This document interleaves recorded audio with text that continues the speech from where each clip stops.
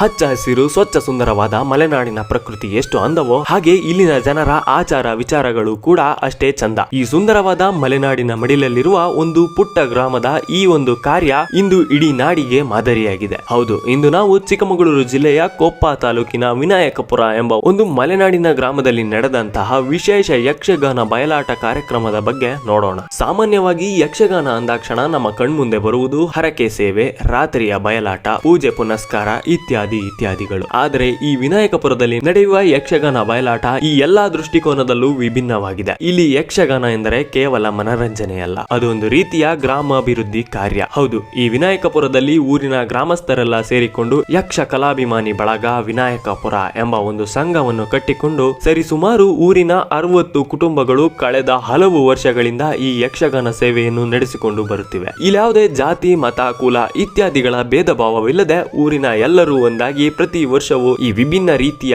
ಯಕ್ಷಗಾನ ಬಯಲಾಟ ಕಾರ್ಯಕ್ರಮಗಳನ್ನು ನಡೆಸಿಕೊಂಡು ಬರುತ್ತಿರುವುದು ಒಂದು ವಿಶೇಷ. ಈ ಕಾರ್ಯಕ್ರಮದ ವಿಶೇಷತೆ ಏನೆಂದರೆ, ಯಕ್ಷಗಾನ ನಡೆಯುವ ದಿನದಂದು ಬೆಳ್ಳಂಬೆಳಿಗ್ಗೆ ಯಕ್ಷಗಾನದ ಯಕ್ಷರಥ ಊರಿಗೆ ಆಗಮಿಸುತ್ತಿದ್ದಂತೆ ಮೇಳದ ಗಣಪತಿ ಹಾಗೂ ಯಕ್ಷಗಾನಕ್ಕೆ ಸಂಬಂಧಪಟ್ಟಂತಹ ದೈವ ದೇವರುಗಳನ್ನು ಊರಿನಲ್ಲಿ ಮೊದಲೇ ನಿಗದಿಯಾದಂತಹ ಯಾವುದಾದರೂ ಒಂದು ಮನೆಯಲ್ಲಿ ಇರಿಸಿ ಪೂಜೆ ಪುನಸ್ಕಾರಗಳನ್ನು ಪ್ರಾರಂಭಿಸಿದ ನಂತರ ಊರಿನಲ್ಲಿ ಸ್ವಚ್ಛತಾ ಕಾರ್ಯಕ್ರಮ, ಶ್ರಮದಾನ ಹಾಗೂ ಇತ್ಯಾದಿ ಗ್ರಾಮಾಭಿವೃದ್ಧಿ ಕಾರ್ಯಕ್ರಮಗಳನ್ನು 60 ಮನೆಯ ಸದಸ್ಯರು ಸೇರಿಕೊಂಡು ನಡೆಸುತ್ತಾರೆ. ನಂತರ ಪೂಜೆ ಪುನಸ್ಕಾರದ ಜೊತೆಗೆ ಅನ್ನ ಸಂತರ್ಪಣೆ ಇತ್ಯಾದಿ ಕಾರ್ಯಕ್ರಮಗಳನ್ನು ನಡೆಸಿ ಜೊತೆಯಲ್ಲೇ ಗ್ರಾಮಸ್ಥರಿಗೆ ರಂಗೋಲಿ ಸ್ಪರ್ಧೆ, ಗ್ರಾಮದ ರಸ್ತೆಯನ್ನು ತೋರಣ ಕಟ್ಟಿ ಸಿಂಗರಿಸುವ ಸ್ಪರ್ಧೆ, ಗ್ರಾಮದ ಸರ್ವರಿಗೂ ಆಟೋಟ ಸ್ಪರ್ಧೆಗಳನ್ನು ಏರ್ಪಡಿಸಿ ಹಲವಾರು ಮನೋರಂಜನಾ ಕಾರ್ಯಕ್ರಮಗಳನ್ನು ಕೂಡ ನಡೆಸಲಾಗುತ್ತದೆ. ಹಾಗೂ ಅದೇ ದಿನ ಸಂಜೆ ಯಕ್ಷಗಾನ ಮೇಳದ ಗಣಪತಿ ಹಾಗೂ ಸಂಬಂಧಪಟ್ಟಂತಹ ದೈವ ದೇವರುಗಳನ್ನು ಊರಿನ ಪ್ರಮುಖ ಬೀದಿಯಲ್ಲಿ ಮೆರವಣಿಗೆ ಮುಖಾಂತರ ರಾಜಬೀದಿ ಉತ್ಸವ ನಡೆಸಲಾಗುತ್ತದೆ. ಇದು ಗಣೇಶ ಚತುರ್ಥಿಯ ಗಣಪನ ವಿಸರ್ಜನಾ ಮೆರವಣಿಗೆಯಂತೆಯೇ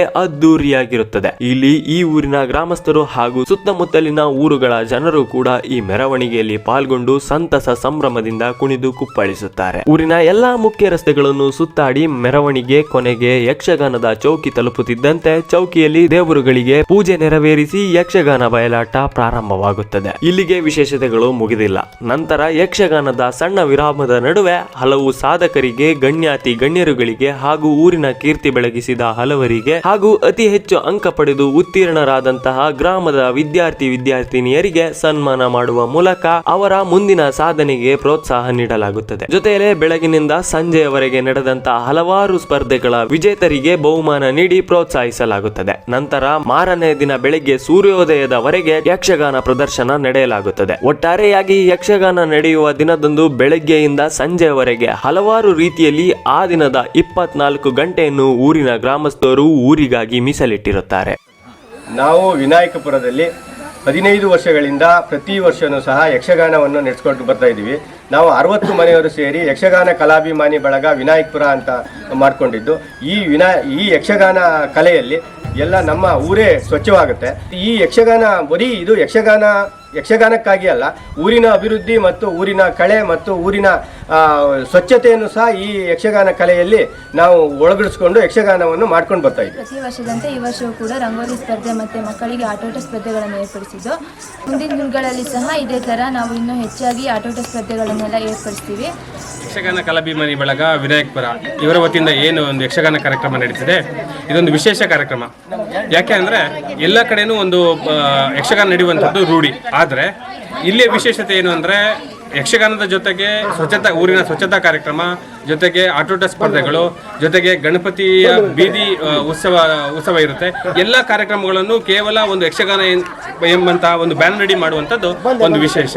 ಹಾಗಾಗಿ ಇಲ್ಲಿ ಒಟ್ಟು ಒಂದು 60 ಮನೆಗಳು ಎಲ್ಲ ಕುಲ ಬಾಂಧವರು ಸೇರಿ ನಡೆಸ್ತಾ ಇದ್ದಾರೆ ಕಾರ್ಯಕ್ರಮ.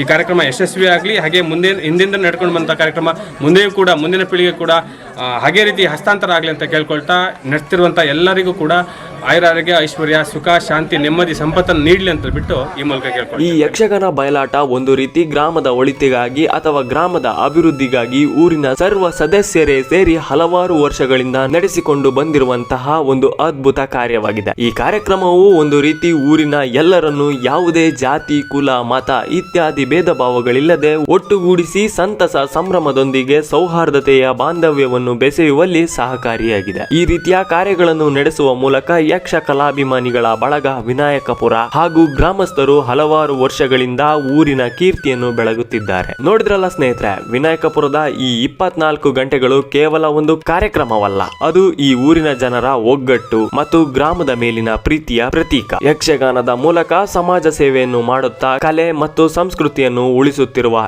ಈ ಗ್ರಾಮದ ಕಾರ್ಯ ನಿಜಕ್ಕೂ ಶ್ಲಾಘನೀಯ. ವಿನಾಯಕಪುರದ ಈ ಯಕ್ಷ ಸೇವೆ ಹೀಗೆ ನಿರಂತರವಾಗಿ ಸಾಗಲಿ ಎಂಬುದು ನಮ್ಮ ಆಶಯ. ಸರಿಯಾಗಾದ್ರೆ ನೋಡಿದ್ರಲ್ಲ ಈ ಒಂದು ವಿನಾಯಕಪುರದ ವಿಭಿನ್ನ ಯಕ್ಷ ವೈಭವ. ಇಂತಹ ವಿಡಿಯೋಗಳಿಗಾಗಿ ನಮ್ಮ ಚಾನೆಲ್ ನ ಸಬ್ಸ್ಕ್ರೈಬ್ ಮಾಡಿಕೊಂಡು ಪಕ್ಕದಲ್ಲಿರುವಂತಹ ಬೆಲ್ ಐಕನ್ ನ ಆಲ್ ಅಂತ ಸೆಟ್ ಮಾಡಿ. ಇದರಿಂದ ನಾವು ಎಲ್ಲ ವಿಡಿಯೋಗಳು ಬೇಗ ಬಂದು ತಲುಪುತ್ತೆ. ನಾನು ನಿಮ್ಗೆ ಇನ್ನೊಂದು ವಿಡಿಯೋದಲ್ಲಿ ಮತ್ತೊಂದು ವಿಷಯದೊಂದಿಗೆ ಸಿಗ್ತೀನಿ. ಅಲ್ಲಿವರೆಗೂ ನಮಸ್ಕಾರ.